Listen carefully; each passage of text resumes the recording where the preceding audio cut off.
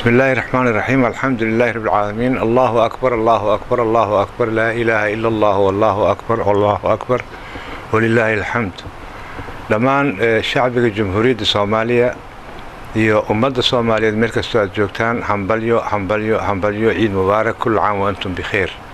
mahad Allah leh maantana waxaan ilaahay noo suurtageliyay in aan u ciidno ciid weynaydii Ciidul Adha oo ay sanadkana nabad iyo caafimaad iyo bashbashi barwaaqo nagu soo gaartay. waxaan Allah subhanahu wa ta'ala ka baryaynaa in dhammaan ay nagu soo gaarto ciido badan kale nagu soo gaaraan dhammaanteena dalkeena ilaahay sidaas noogu xoreeyo, dalkeena ilaahay noo hagaajiyo, ummadeena qalbigeeda ilaahay soo dumo.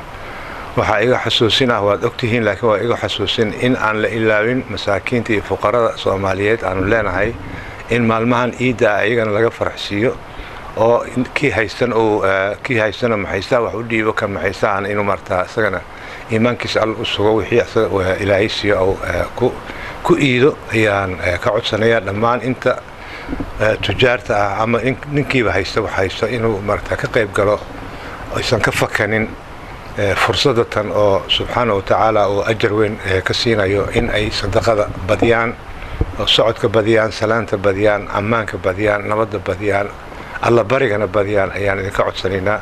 annakan ilaahay subxaanahu wa ta'ala waxaan ka codsanaynaa, aan ka baryaynaa inuu nagu hogaamiyo siraatul mustaqiimka iyo sida wasaairadiisa ay ku jirto iyo ummadan iyo dalkeenana u roon, dalkeen iyo diinteen iyo danteena u roon ilaahayna gaarsiiyo. mar kale hambalyo ciid mubaarak kul caam wa antum bikhair. nabad iyo ku iida insha Allah. Assalaamu calaykum waraxmatullaahi wabarakaatuh.